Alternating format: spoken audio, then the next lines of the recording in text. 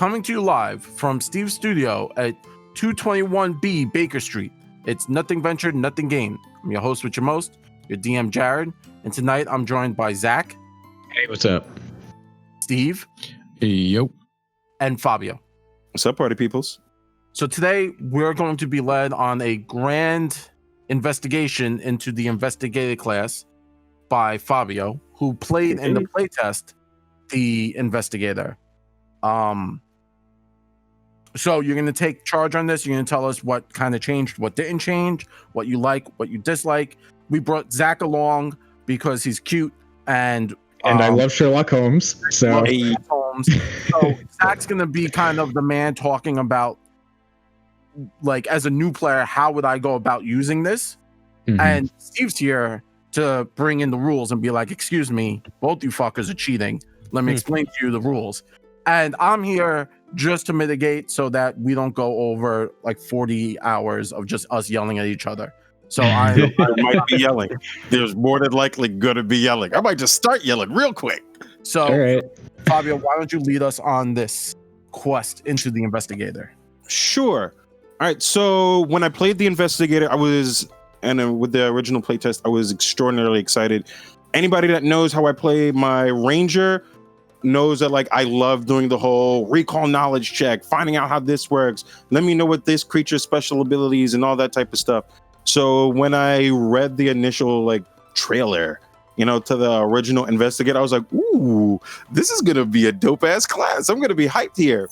And when I got a chance to play it, and Steve was our DM for like that little one shot, it was dope. And the reason why I said it was dope is, if you're the type of person that likes to play I want to know the lore, I want to know what a creature can do, I want to know what's happening in a room, the Investigator is totally that type of class for you.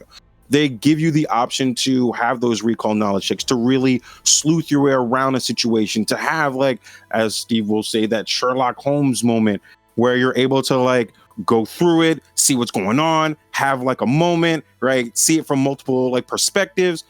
It's a really dope class if that is your play style. If you're the person that likes to ask questions, if you're the person that will pick something up in a random place and be like, this is definitely a clue, this is the class for you, right? And when I played it in the playtest, they gave it enough of different options where you can do that and still affect combat and still feel that you're, functional, while at the same time keep it more, I want to say, not so much RP orientated, but definitely you're in the story. Like, if you're an RP person, you're getting in the story immediately because that's what your character is built to do and that's what you want to do, right? And it facilitates all those things so quickly. And I love that in the playtest. The way they did it now, I'm going to say this. I love and hate this class all at the same time. And the reason why I love and hate this class is, and it's going to be the one rule, you need to either be best friends with your DM or fucking your DM. There's no in between. There is no in between. And I'm going to say that specifically reason is, for almost every single move that you have as an investigator, you have to have a healthy conversation with your DM. Almost everything that they built with it, because you're going to have to know certain things that happen in a story, because it's literally how your moves work. You're going to be finding clues that are maybe integral to the story or might be completely erroneous. And you're going to have to immediately know and be like, well, you wouldn't know that. You look at me like, well, actually, I do know that. And it's literally how it's built. And I like that because I like having the option to be like, hey, yo, Jared, or yo, Steve, or yo, Zack, I'm looking at this. Can I infer that this is, demon writing on the wall made out of human's blood? Well, you wouldn't know that. Well, actually, I would. I have a move that lets me roll 5 knowledge checks in one move to figure out what the fuck something is. And as ridiculous as that sounds, that's literally a move that investigators have. And like, I know that's like a way farther down the line type of thing, but guess what? That's a combat move. That's a combat move. There's so many other options to give you multiple knowledge checks, to give you certain inferences, to give you certain hints that no other class in the game has close to. Rogue, kinda. Rangers, depending on if you go monster hunter or not, kinda. Investigators, nah, you get to see behind the curtain and through the fourth wall and underneath the DM screen. You're gonna see some shit you're not ready for. And that's how they built this class, which is fun, but ridiculously annoying. That's like my genuine thought of the Investigator, like in comparison to the way it is now, in comparison to the way it was, right? And there are really cool moves. Like I want to go through like a couple, but I don't want to just hog up all the conversation immediately because I'm fanboying over the Investigator off the bat. I see Zack immediately grinning from ear to ear already. Right? Yeah, I'm honestly, I'm loving listening to fanboy over this. This is, I was looking at it just because Jared asked me to, and it was, I'm actually like really interested. No, I'm terrible with really smart characters and playing a smart character, but like this is something that could help kind of teach me how to do it. Like it gives you step-by-step instructions on what questions you should ask in this situation when you're using this move. You know, it's like that kind of appeals to me, you know? So I'm very excited to hear your take on all of this, even if it's like anger against it, you know? It's a combination of rage, fury, and curiosity all at the same time. You know, it's like, why do I like this? Why am I this way? You know, like that's literally the way the Investigator rolls out. And like it literally ramps up immediately in level 1. So I'm just going to go over a couple moves real quick, just because I find them interesting. So like off the bat, like your bread and butter move for being an investigator is something called on the case, right? He goes, as an investigator, you think of your adventures as cases waiting to be solved. You gain 1 activity and 1 reaction you can use to investigate a case. Pursue a lead and clue in, right? So with pursue a lead and clue in is basically pursue a lead like lets you do this whole thing where you're just like, okay, listen, I see this bloody handkerchief, right? I want to figure out what's going on with this bloody handkerchief. You know, like this is something that like I'm going to keep my eye on. This is something that I'm going to follow, right? And it says this whole thing with pursue lead is you can do it once every 10 minutes. You can spend 1 minute examining the details of one potential clue, designated the subject related to that clue as a target of your active investigation. The subject is typically a single creature, item, or small location, but the GM might allow a different scope of your investigation. You don't need to know the identity, purpose, or nature of the subject, but you need to be aware of its existence. For instance, finding a footprint is enough to investigate the creature that left it, and seeing a hastily sketched of an item or a location can be enough to start your investigation. And I think you get 2 of them. You can mean 2 investigations at the same time. So everything that I read, what the hell does that mean? Basically, all that means is you got that bloody glove, you got that dirty footprint, you know, you're playing this thing, you're like, you know what? I want to know, or I want to have an idea who this bloody glove, you know, belongs to. I want to know, you know, where this handkerchief belongs to. I want to know who left this, you know, dirty footprint, right? It gives you that moment. They're just saying, you know what? All right, this is what I'm going to follow. These are the clues. This is what I'm going to make my focus right now. And they give you bonuses to it, which is great, right? So if you're trying to find that clue, if you get invested into your story, you're already in.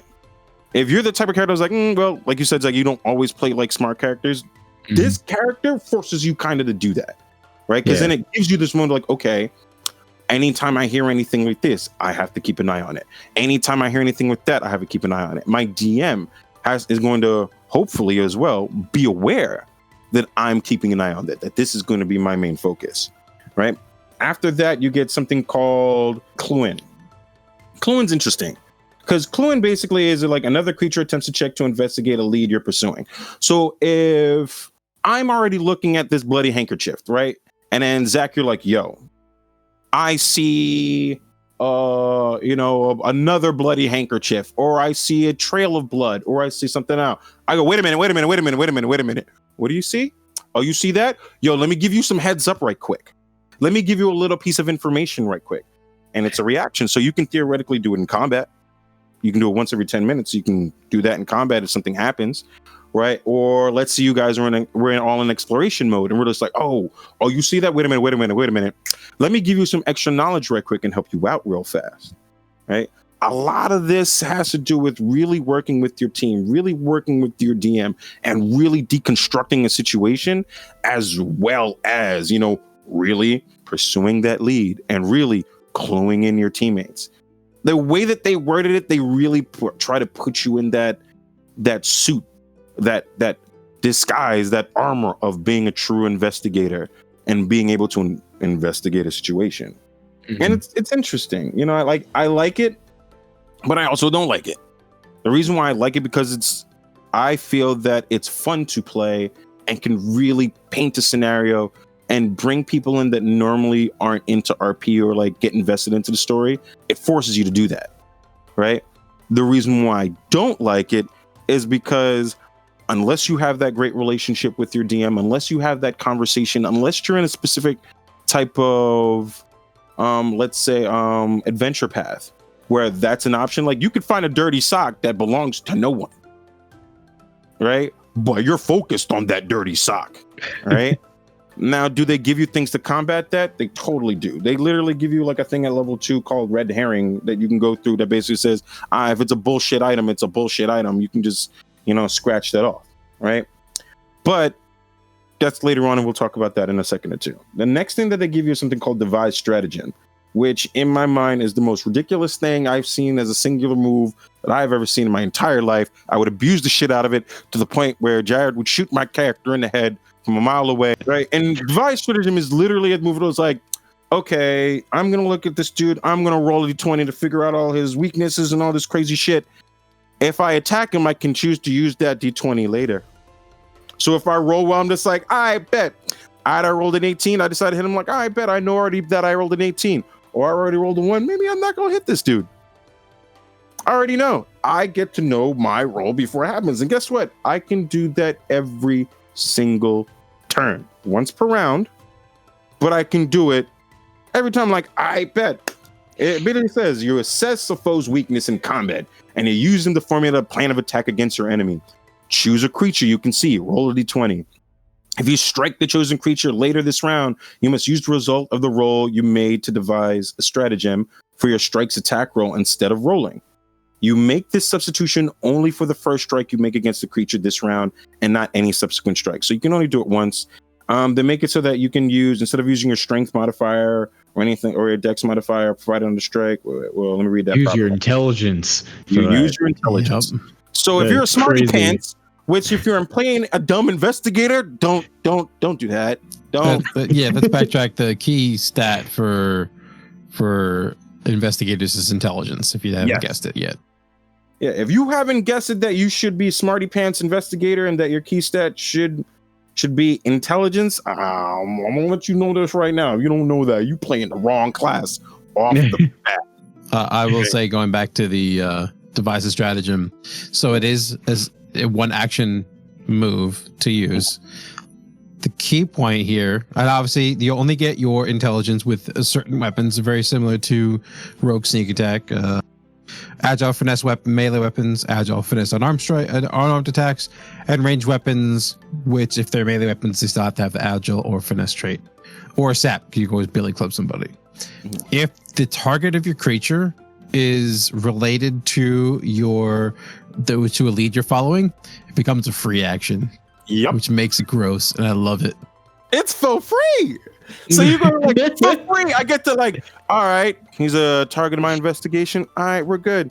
I roll a dice. Fabio, why are you rolling? I rolled a 19. What's that for? You'll find out it's later. For later. Yeah. I'm like, I rolled a 1. I bet. You're not going to swing this round? Nope. I'm not gonna, because I already not know. On that creature, maybe some other creature. Somebody else. Yeah. So the cool thing is that I guess we're going to go into a little bit of your experience in the playtest. And I remember us talking about it later, that the one thing that you felt wasn't good with the playtest version of it, it wasn't very combat oriented. You got a lot of these skills and bonuses, but you really couldn't go, man, in combat comes, I kind of am a sideline character. I'll give a person a +1 or +2 here or there. But beyond that, you really weren't and no fault of your own. It was just the way the class was designed. I think this makes up for that. This, and they have a couple other extra things that they get bonus damage dice when they use this move later down the line. But I think this really makes up for it, and it's not only related to your lead. If it's not related to your lead, you just have to spend an action to do it, which I think is still good. It's still really good to get a first sight on what it is you're already swinging. Yeah, so I think this makes up combat-wise. It makes them worthwhile in combat. Maybe not. You're not the best combat character, but you're now useful in combat on your own, not necessarily just helping your other teammates. Exactly. The way it was in the playtest, and my whole thing was it was clunky. You know, I felt that you're constantly trying to do certain things to make it so you can do a specific extra bit of damage, kind of like a rogue. And it's like I have to consistently do knowledge checks every single turn so I can do my extra damage or give everybody this extra bonus. And it's a point where it's like, well, you already rolled, like it's turn 4. You rolled knowledge check every turn. You know what this dude can do. You know what this blob's weaknesses are. You know what this harpy's immunities are. You already know. You know, like for the most part at that point, but it's like I still gotta roll them or else I'm not gonna get this bonus damage. Right? They kind of kept some of it the same with another move that they get. This is all level 1. This is the strategic strike. What that is, when you strike carefully and with forethought, you deal a telling blow. When making a strike that adds your intelligent modifier on your attack roll due to devising a stratagem, you deal an additional 1d6 precision damage, right? And it scales, you know, similar to like the way the rogue sneak attack scales. So with this one, it's like, all right, cool. Using your devised stratagem, you already know what your next roll is going to be. You know it's going to be good. You're theoretically sure in your head, all right, this is going to hit. Guess what? You get to add an additional d6 to that. That's awesome. Right? I see Jared shaking his head because he's upset because he know I abuse stuff like that all the time. I've been holding back and I know you know this. Right? But it's a cool little thing. I still feel it's a little bit clunky simply because you're going to be consistently trying to get that extra damage even though you're not a combat oriented class. And I think that's what people really have to look at Investigator. Investigator is a class that can survive in combat, but I don't feel, and you know, this is my personal opinion, that they're not your fighter.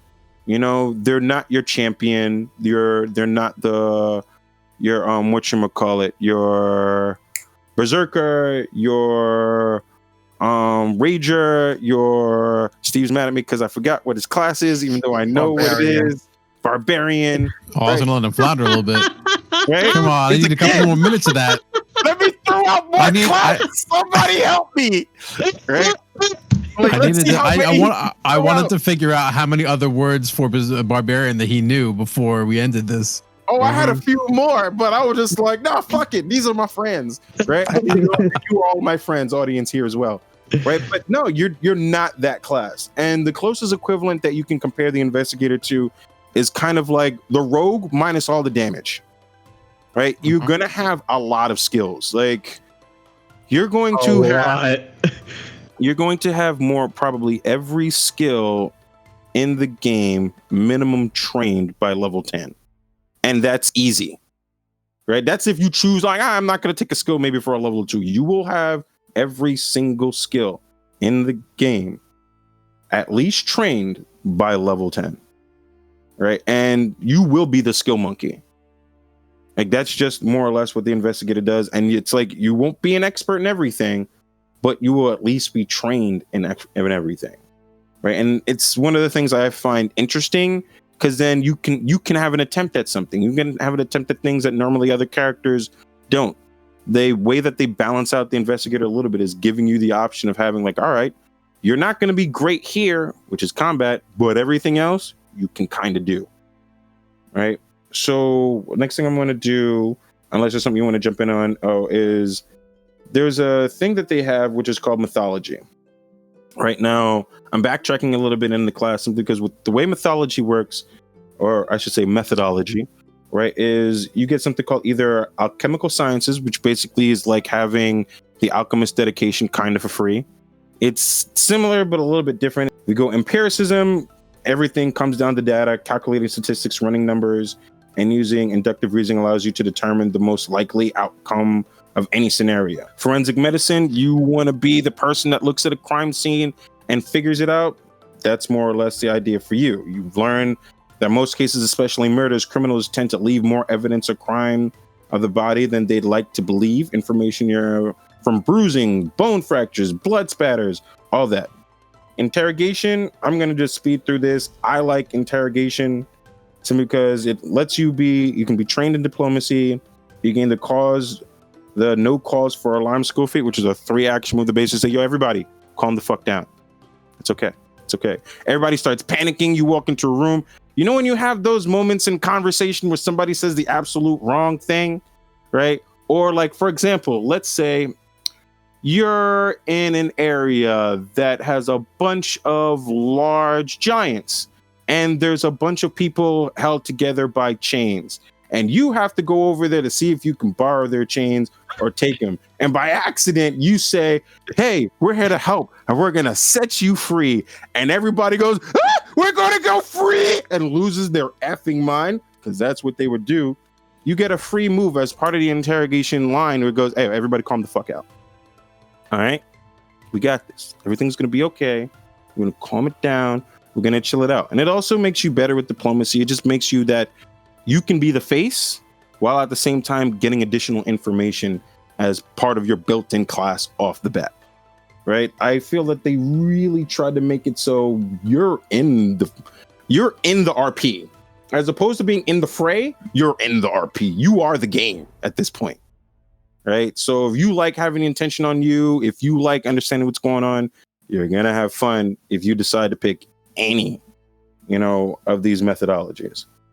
I'm going to jump from level 2 real quick because they give you a lot of like these little bonuses to like skills and stuff like that. The one that I really like is known weaknesses. That's a level 1 thing. The one I really like is red herring. Now, red herring in my mind is one of the most broken things in the game, right? Simply because of what it does. And I'm going to read it to you real quick. It says you have a keen sense for avoiding spurious lines of inquiry. When you pursue a lead, the GM tells you if the lead you chose is inconsequential. For example, if you find a splatter of gray mud on the wall, though it was suspicious, and pursued it as a lead, the GM would tell you if there was no greater mystery related to it. So basically, you have a moment where you're just like, yo, that dirty sock right there, that's my lead. That's where I want to know who that sock belongs to. I want to know who wore that sock. I want to know why it's dirty. I want to know what it smells like. All that. The GM's gonna look at you from it's going like, don't do that. Don't do that. Put it down. Just put it on the floor, and then you're gonna look at it like, wait, this sock's not worth it. Sock's not worth it. Right? And I think it's broken mainly because this is part of the reason why I dislike the investigator class and why I like it. I dislike this move because I feel that sometimes part of building a story is having those moments where you go the absolute wrong way. You make the bad decision, you follow the wrong lead, you hear something, infer it completely outside of what the DM thought it was, and the DM looks at you like, that's completely wrong, but let's see where it goes. I feel like some of the best stories are made from those sidetracks, right? And this chops that off, right? It literally makes it so like if you're going to make this part of your lead and you're like, hey, listen, you have that behind the fourth wall moment of knowing, hey, no, that ain't it, right? The reason why I like it is this class will make you save time. A lot of those side tricks and caveats that you end up going on and like, hey, let's go help, the Jolly Green Giant for a little while because he'll totally help us in this war against goblins. No, he won't. Right? And doing that side thing right there won't. And following that as your lead, you'll get the heads up that this is not the right decision and this is not the path that you want to take. Right? And I feel it's good for saving time. It's good for knowing what you should be focused on. It's great for helping you just cut out a lot of the fluff and the fat. So like as a move, I really like it. It's a second level class feat that you can choose. it's interesting. It's I like what they did. I also don't like what they did. And that's like a lot of what I look for with the Investigator. I'm going to scroll real quick to level 3. You gain something called Creating Recollection, which basically is like instead of you being untrained in everything and you can't do stuff, your proficiency bonus to untrained skill checks to recall knowledge is equal to your level instead of 0. So if there's something that you don't know, guess what? You can still roll on it. Not like you do know, but like you kind of know. You have a keen recollection, you know? But even then, there's not much you aren't trained in, even at that point. Yeah, and by that point, that's level 3. And then here's the funny thing. Level 3, they give you something called Skillful Lessons. At 3rd level, and every odd number level thereafter, you gain a skill feat. This feat must be from an intelligence, wisdom, or charisma-based skill, or the skill you gain from your methodology. You gain more skills, which means you can get more training, which means you can train more stuff. But either way, it's like gain a skill feat. Yeah, I know. Yeah. But like in my mind, whenever I think of skill feat, like it's always either something that's either helping a skill that I already have, or I'm just going to take, what's the one that lets you take more skills? Skill training. Yep, I'm taking skill training. I want to learn everything off the bat. That's why I'm annoying. I want to be able to like, are you trained in that? Yeah. Wait, you're trained in Arcana? Yeah. But you're a ranger? Yeah. I need to know arcane creatures. Like you're trained in occultism? Yeah. Why? Because I need to know our occultism creatures. You know, you can, that's me. That's a me thing versus like an everybody thing. But either way, it does give you're going to get more skills. You're going to have more cool stuff. You're going to have more options than that. You're going to also have some skills that just don't do anything that you just wanted to take just for the sake of like, it doesn't really help me in combat or, whatever, but it kind of helps me in RP and it kind of helps with the fluff. Fuck it. That's what this class is for. You want to take those weird skills that you never thought you'd use, you will have them now. You'll have that option. 4th level, normal class feats. The one that I picked out the most that I really liked there was Strategic Assessment. You learn your foe's strength, weaknesses by watching them move. When you critically hit a creature with a strike on which you substitute your attack roll due to devising a stratagem, the GM chooses one of the following pieces of information about the enemy to tell you. Which of the enemy's weaknesses is the highest? Which of the enemy's resistance is the highest? Which of the enemy's saving throw is the lowest? One immunity the enemy has, right? So I feel like this gives you like an added depth of doing recall knowledge on a creature. So if you're in the middle of a fight and you're just like, all right, I want to know some other creature, and be like, all right, what are you trying to glean? Your DM now has a very specific tool of information that they can give you, as opposed to, it's 20 feet tall, weighs, a ton and a quarter. It likes carrots for breakfast, that type of thing. And clearly it doesn't like bright light. You're like, I bet the only thing that I know it doesn't like is bright light. I'm going to hit it with like ray of the sun, or I'm going to set it on fire. No, you can specifically tell them, all right, it's got a weakness to fire. It's got a weakness to sunlight. It has a really good wisdom save, right? You immediately know those specifically, and it gives you that bonus, which I think is cool. There's a lot of other cool ones in there, but as you guys have probably figured, I'm a combat-oriented person in general, right? So anything in my mind that can assist in combat, me, for the most part, can assist the team. If I can now tell the team, hey, hit it with fire. Don't mess with its helmet. Don't try and trick it. Don't try and use will saves against it. I feel like that helps us all in the long run, so we're not wasting spells, wasting no other shit. 5th level, weapon expertise, nothing crazy. 6th level, another cool thing I like was something called Connect the Dots. I'm not going to read this thing because it is 3 pages long, right? But it's another one of those things where it's super short and sweet. As you spend 10 minutes considering 2 different leads you're pursuing, you attempt a check to investigate how connected the 2 are. So basically, it's just like, conspiracy board. Exactly. You're a walking conspiracy board. You got all the clues in front of you. You're just like, I bet. Listen, Jared, how related is this bloody sock and this dirty footprint? Not related at all. Okay, cool. Or they are. It really helps you narrow out the narrative. It really helps you narrow out the story. It really helps you cut out all the things that are just they're pulling you in different directions as long as they're part of your lead, right? That you can just narrow out and then focus out. Just like Zach said, it truly is a conspiracy board, right? And just to clarify, that feat is uncommon. Yeah, it is uncommon. So they do spatter uncommon feats throughout the Investigator. General rule is either uncommon feats are unlocked with a specific feat or ability, or your GM allows you to take said uncommon or rare item or feat or ability or whatever. Yeah. So it's like, that's one of those you may or may not have, but at the same time, I thought it was cool. Like, I think that it's an interesting feat because it really does just narrow everything in. And if your DM lets you use it, great. If they don't, look at thorough research. When you succeed at a recall knowledge check, you learn additional fact about the subject. When you critically succeed on a recall knowledge check, you gain even more additional information or context. That's when I go, yo, Nat 20, tell me everything about this thing. I want to know its mom's name. I want to know what it ate for breakfast. I want to know what it pooped last week. I want to know what its third grade teacher said to it when it cried. I want to know all that information. That's number 6. Number 7, vigilant senses just makes it so that your proficiency and perception goes up to master. You get weapon specialization for like all those random things that you're like used to. So it's like, you're cool with like the sap, you're cool with like a billy club or any of that. Guess what? Now you can do an additional 2 or 3 damage on it, depending on if you're expert or master, like as it scales up. Cool. Level 8, they have this random feat that I like, which is also, as Steve will point out, it is uncommon. You know, once per day, the whodunit. Yeah, it was pretty good, even though it's uncommon.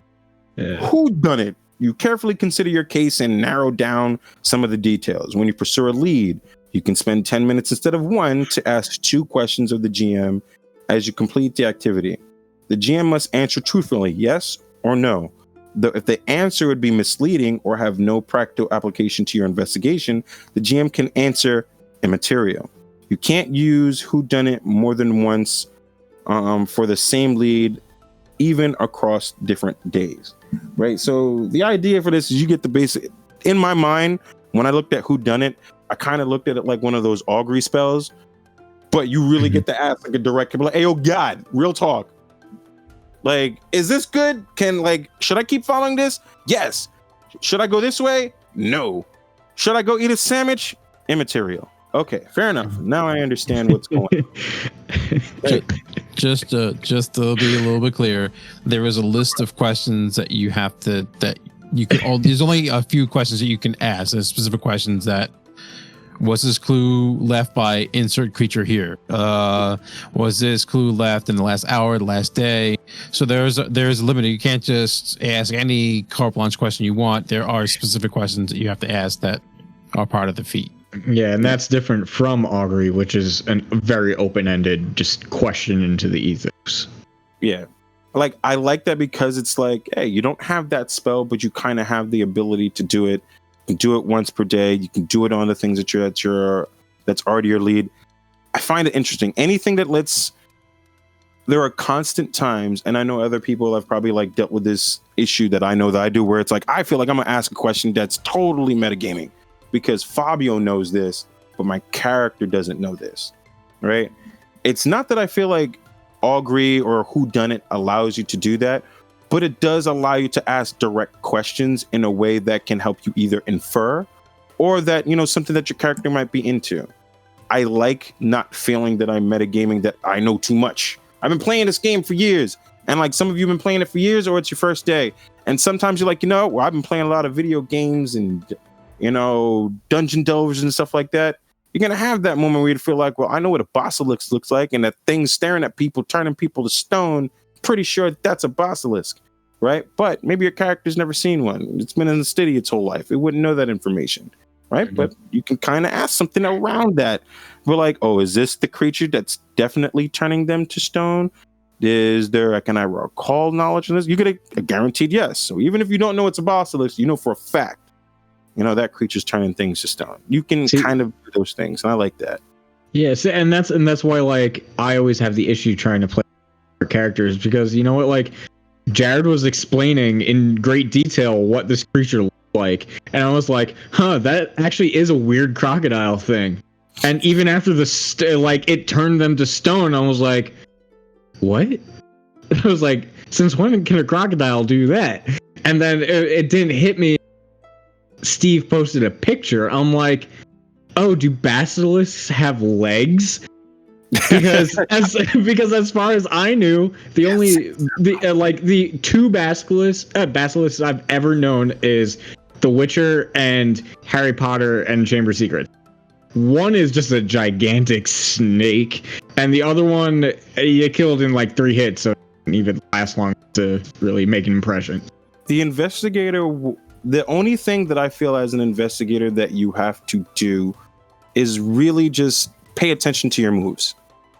That's it. There's a lot of the moves intertwine with each other, help each other, make them better, and give you multiple options. And they understand that investigator is dense as fuck, right? They understand that this is a very nuanced class and it has a lot of intricacies in it that can be really overwhelming and confusing. But they go, all right, what the hell do I ask here? Ask them about that sock. It'll be like, oh yeah, all right, so this may not be a sock, but it might be a bloody brick. You can find out about that bloody brick. You know, it might not be, a bloodstained cauldron or something like that, but it might be that genuine dirty footprint. Like, you'll hear these things as long as you know what your moves are and you're paying attention to what's happening in the story, right? You as an investigator will go very far. And not only that, you'll have a lot of fun because you really feel like you're making a difference and following what's happening. And they really give you that step-by-step bit for each move that you get to do that, whether it's in exploration mode, in regular dungeon crawling mode, or in combat, right? I like that. I'm going to skip hard because there's a lot of random things that give you, like at level 11, deductive improvisation. You can attempt any check that requires you to be trained in a skill. Even if you're untrained in a skill, you can attempt the check. Just basically more, you can roll on stuff you aren't trained in. By level 11, I don't know. Yeah, by level 11, I don't understand why they gave you this move.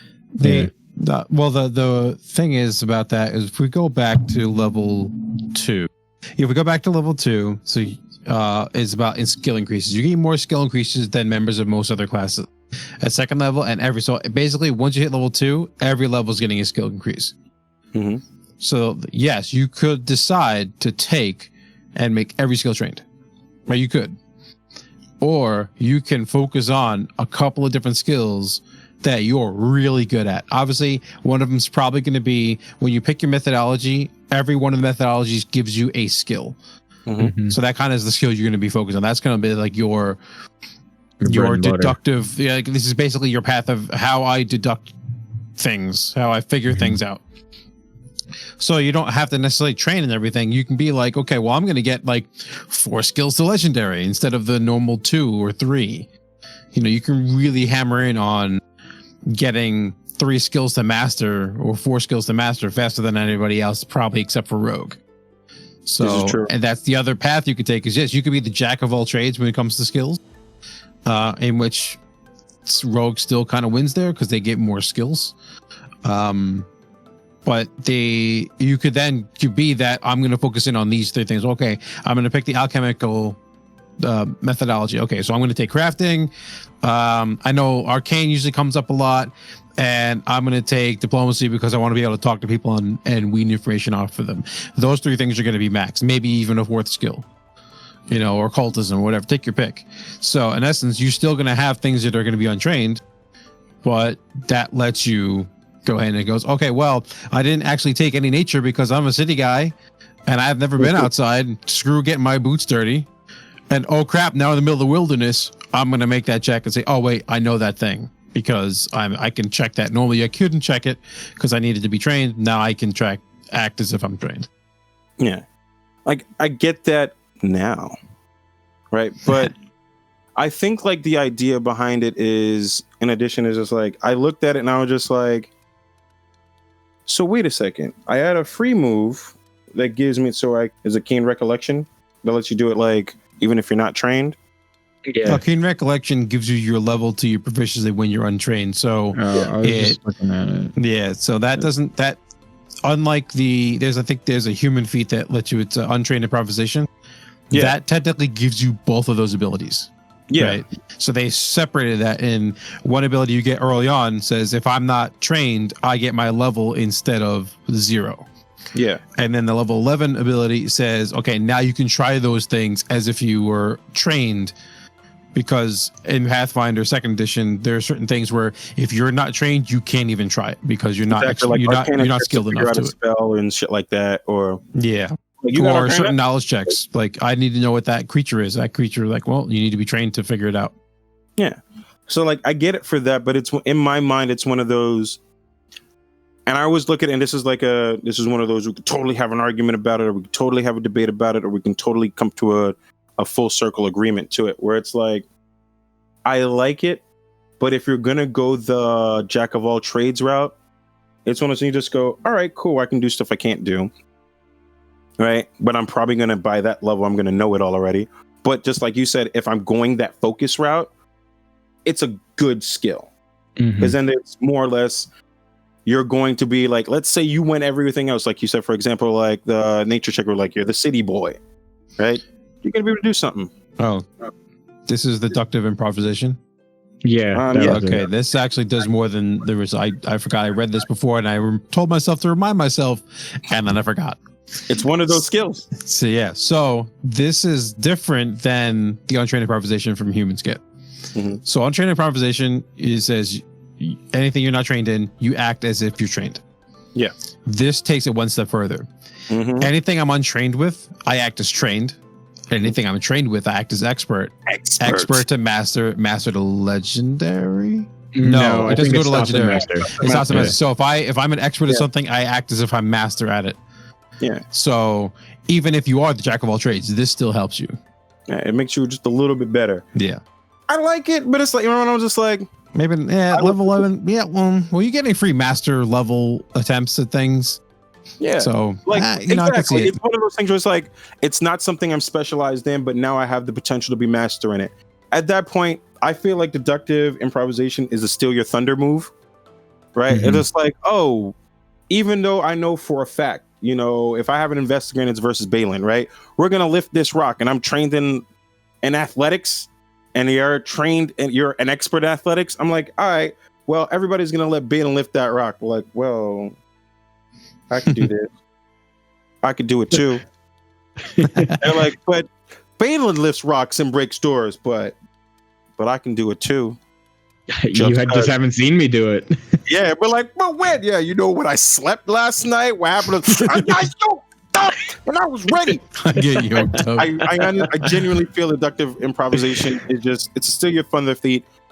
I mean, if you're the type of if you are a number crunching guy, if you are trying to break the game, if you are a Jared, what's that derogatory term you like to call me whenever it is I make a class that's broken? A min-maxer. Min-maxer. Yeah. If you're a min-maxer, this is stupid. Yeah. This is a very wet dream. This is very similar to back in Pathfinder First Edition. Bards got this thing called Bardic Knowledge, where they just got a flat bonus to everything, every knowledge check in the game. They could just check. We're like, okay, well, I'm not trained in it, but I'm just going to make this check. I feel that this is very indicative. Like, I don't know what bards get. I haven't really looked at bard too much in second edition, but this is very indicative of that kind of ability where you kind of like just an expert, a little bit of an expert in everything, to where if say the 4 things you decided to focus on, crafting, arcana, nature, and thievery, whatever. Right. And then now this other thing comes up as a religion check and nobody knows religion. Now you can make that check and you can still be useful. So I yes, it could be used as I'm going to steal your thunder ability, but it also could be used like, man, nobody knows this thing. And you didn't even focus on it. And you can go, oh, wow, there's a 16. I probably know that thing. Yeah. I have to say, talking about this one skill, I love it because if you go back, so have to plug one of our early episodes, which was I need a little help from my friend, the aid, how to use the aid action. Yeah. This is amazing because you could do the halfling has that ability to like boost their aiding ability naturally. And now all of a sudden you're a master in stuff. So your aides are going to be getting that criticals, successes, where with the halfling and all this stuff, you're probably going to be giving like +4 to the aid roll, which makes it incredibly useful. And at a level 11, yeah, you know, +4 isn't a lot. Actually, +4 is a lot. You know, we had a lot of conversations where yesterday. So take yesterday. Yesterday was Wednesday, our normal stream night, game night. Zack was off by 1 on a lot of things, consistently off by 1 on a lot of things. If someone had aided him once, he would have been over those hits. And aid doesn't bring map. Aid doesn't do any of that stuff. I guess if you're aiding, doing something physical like an attack, yeah, it would stack map. But most times aids, like an aiding ability, wouldn't do that. I love the Investigator because I was playing around with it and I was like, wow, the Investigator is amazing for helping his or her team or their team in everything. But you should never be in combat. And like I have to say that I tried to figure out how to make an Investigator be. I'm sure there's a million different ways. I just haven't done them in combat. But I can't see them, you know, they don't have a lot of health starting, right? And Khan is probably not going to be a heavy option. They have 8 hit points, you know, not terrible, but I thought that was decent enough for start. You know? I will say when it comes to combat, this class, the way it's designed, it's a support class. Yeah, and they don't have to be the best at combat. No. Just same thing as like barbarians and fighters are probably the best at damage for the most part when you talk about magic. You know, they don't have to be great at skills, and they're probably going to be great at that one skill that they have. Right? They're going to be like, it's probably going to be athletics, or even take your pick of another. That character is going to pick one skill. They go, I'm going to be baller at this one skill. Yep. Then you have rogues that they do high damage and they do have a lot of skills, but in this way I'm getting lots of extra bonuses to skills. I'm able to share that bonus with other people. I'm able to try a lot of things, even though the rogue technically gets a skill at every level. And they can, you know, obviously they're going to legendary. We're getting almost the same amount of skills, and the lower skills that we're choosing. Okay, I'm gonna take that trained skill. I'm gonna take the expert skill, and at the 11th level, though, all my expert skills are treated as if I was a master. Which is gross. It's gross. It's Steal Your Thunder. I know it's a bad term. I'm being bad, Fabio. You're stealing thunder, though. It's a Steal Your Thunder move. But it's Jared's also right in the fact that it's a great for, let's say you're playing a small campaign, you got 3 people. Yeah. Right. And you know, not everybody's gonna have that's covering your bases, what that is at that point. It covers a lot of ground with this class. Like I definitely cover it. I 100% have to agree with Fabio. If you're playing a small campaign, or even, you know, it's weird to say like 3 players, even 4 players, you know, you want to get that rounded out, and you don't want to be the rogue, and you don't want to be the bard with the bardic knowledge. This is an amazing mix. I hate to say this, but Fabio, when he started the conversation, he was 100% right. I'm reviewing this, and I thought a few of my players are going to take this up for my current campaign, Agents of Edgewatch, and in that, there's supposed to be some kind of mystery. This class kind of like eats mystery alive. Like if you have any kind of mystery in your campaign, it's going to be taken out. Like at this point, you should just kind of sit back and like get ready for the mystery to be gone. And I'm not saying that to be mean, but this class just devours mystery. Like sure, in the beginning, you're hunting for clues, but once they get to like level 5, level 6, there's no more clues. They just have to figure out how to like bring Moriarty in, you know, or how to beat him at his game. They're gonna know, yep, Moriarty's the man behind it, you know, but we can't attack him face on because he has all these multiple things involved, and he like it. I don't know. I don't know how to say this, and it's gonna sound wrong, but coming from a DM perspective, this class gives me a headache because sometimes I like sitting there with my book, right? And maybe I prepped, or maybe I had a crazy week and I could only prep a little bit.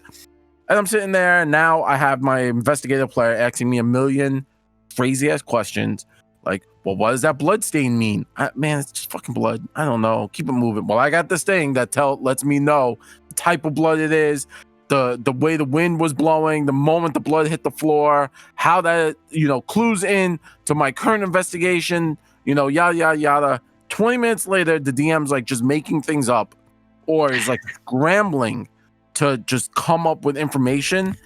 And I think this class, while very well done, does create a problem. And the problem is it removes mystery. And a lot of DMs like having mystery. Yeah, I was gonna say I've looked at a lot of the feats for the investigator, and for the most part, we were talking earlier about how like augury and divination spells work in a very similar way, but for the most part, most of those are uncommon, and that's why I think they made a lot of uncommon feats. If you want to give that access to your game, go for it. Like a lot of the ones like the whodunit, which is asking just like, oh well, I need to know like was this thing done by that thing? Oh, nah, okay, now I know that thing is the bad guy, right? If I know that or what have you. But a lot of the other feats that are given, like I said, you had the red herring. So where I understand the reason for red herring. Just because your lead is so integrated into your character's abilities, if you can't do that, it kind of shuts you down. Exactly. So that's a way of saying, hey, I thought this was important. It doesn't really lead anywhere. You can get one of those leads back in another 10 minutes. You can try again. Yeah. I don't think it was intended to be designed like, I'm just going to keep dropping leads until I find the one that's, important. Yeah, let me introduce you to somebody called Abuse. Abuse. And then you also have things like that's odd, which I think one of the methodologies one of the methodologies grants you, but you can also take it as a first level feat. That's a cool feat. Yeah, you walk in the room, you already know something that someone else doesn't know. It kind of just so basically you don't know something. Yeah, you don't notice something like, obviously you walk into a room, there's a giant blood stain, everyone sees the giant blood stain. But you then notice like, wait a minute, all the books are in place except for that one. Why is that one book? It's like there's like dust here or something like that, and there used to be a book here. Well, you'll get a piece of like a detail that other people but you think is you walk in the room, you just get it. So that thing, that's a little bit of the issue. Like it's like you just get stuff, so the DM's got to prepare having weird stuff for you to just discover. Yeah. So I can understand some pushback on that, just because it's extra work for the DM, and anytime you have extra work for the DM, it's more overhead for them that they have to have. I'll say this. This is how I feel with the investigator, right? And I feel like we're just ragging on the investigator, but it's okay because it's a good class. You should play the class. I feel like early on they had the investigator class planned out, and then like mid to high level they stopped. Like I feel like they lost. Like as a creative, sometimes you have like this like massive uphill thought. And you're like, yeah, I love where this is going. And then it just stalls on you. And then it's like a slog to just start yanking new ideas from it. I feel like mid like 8th, 9th, 10th level, they were like, it's Sherlock Holmes. And then all of a sudden. Well, that's I was actually looking at that because again, I love Sherlock Holmes, whether that's the books I read when I was a kid, the movies, or the TV show. The early levels of Sherlock Holmes is Robert Downey Jr. Sherlock Holmes movie. The later levels is Benedict Cumberbatch in the TV show because he's too smart for his own good.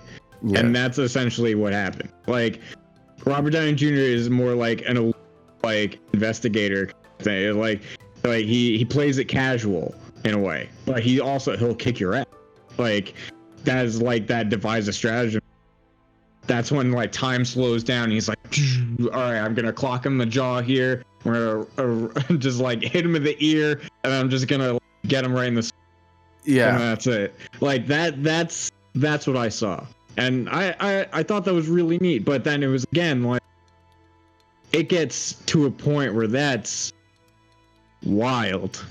Yeah, It's I mean, wild. there is a lot of really cool things, but I know let's kind of keep on track. So Fabio, I know you mentioned earlier you had a few more feats you wanted to talk before kind of like wrapping it up. Yeah, there's just 2 more feats I want to go through, and that's one that's at level 12 and the one that's at level 20, which I know most people won't see. It's my favorite feat, which is number 12, the reason rapidly. This is the move that says your mind works through clues at an unbelievable speed. You instantly use up to 5 recall knowledge actions. If you have any special abilities or free actions that would normally be triggered when you recall knowledge, you can't use them for these actions.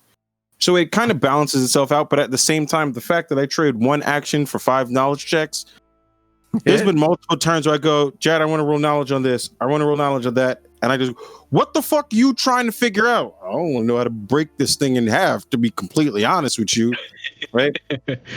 This kind of gives you that, right? And whether it's in a combat situation or whether it's not, it just allows you to have that moment where it's go, bang, I can just roll these 5 real quick. I can roll trash, I can roll well, but you know what, for a fact, I know I can burn through this quickly. Right? I love that. They had it in the playtest. I didn't get a chance to play it in the playtest because we didn't go up that far in levels. But when I saw this, I was just like, if I played Investigator, this would be the move that I want. This would be the move that I in my mind I just go, that's the true Sherlock Holmes moment where you're going through chemistry, you're going through anatomy, you're going through body language, you're going through just your general deductive moment and just going, here's your mind palace. Exactly. And you figure it all out all at once, right? Now you may not get it. You could roll 1s on every single one of those checks and be buns, but you only wasted an action, right? You could I've rolled real trash on multiple knowledge checks through multiple turns, and I'm like, well, them's the rolls, right? Them's the dice. That's what it is, right? But this just allows you to do it in 1, and I really think it's a super powerful move, and I really like it just for that aspect of having the ability to just go, bang, give me the knowledge all at once. I'll catch the nosebleed. I don't care. Right? I really like it. Right? And before you go to level 20, just to say, the interesting thing about picking a feat is the thing you didn't take. So I think if you want to go more of a combat-oriented character, Foresee Danger is amazing. Which is the other level 12 feat. Basically, a creature that targets you with an attack and you can see the attacker. It's a reaction, which means you only really get it once a turn. But the target rolls the triggering attack, you use this reaction. Instead, they have to hit your perception DC. And by the way, I'm not sure if you're going to mention it, Fabio. Oh, the legendary? Yeah, level 13, which is 1 level past getting this ability. You're the only class so far that I've seen have legendary perception. Yep. And then you also get bonuses to your perception, which is just ridiculous.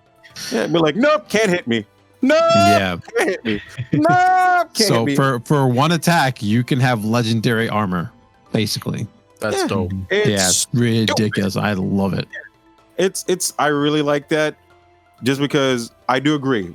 Between the 2, it's a hard pick because it's just like, I can dodge an attack. My whole thing is I can dodge 1 attack. True. Right? So But just like, you're like, I get it. It's like, it's more than likely going to work. Right? Yeah. That's the only reason, because it's just 1. And I'm like, every turn, I'm going to fucking dodge. You're just like, I missed 1. I like it because it's like, 1 action, I can tell you everything about this creature. I can give everybody all the weaknesses. So let's say I can't dodge and I go down, everybody at least knows what to hit it with. True. Like I said, I'm just throwing it out there that when we're pointing out 1 feat and really honing in, like, this feat's awesome. Yeah. Right. There are things that we're not talking about because there's tons of feats. Oh my god! And I will say a lot of the investigative feats come with walls of text because they are written that way just because they already are kind of abusable, and they said, well, we're going to put this thing so it's not even more abusable.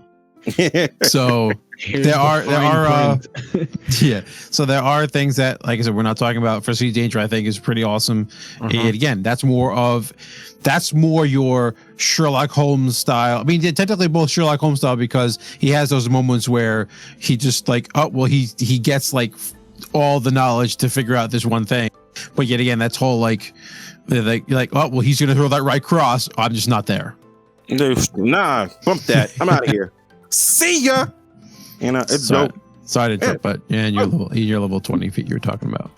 No interruption. It's totally part of the conversation. Right? I love it.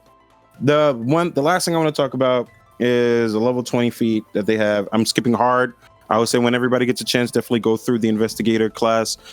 At first, you may not think you like it. Then you realize you love it. Then you realize you're mad that you love it. Right? And then your DM's going to be like, please don't pick that shit. Please don't fucking pick that shit. Right? But just the facts, level 20. All right? It does have a prerequisite of thorough research, which you should probably have either way. It's dope move.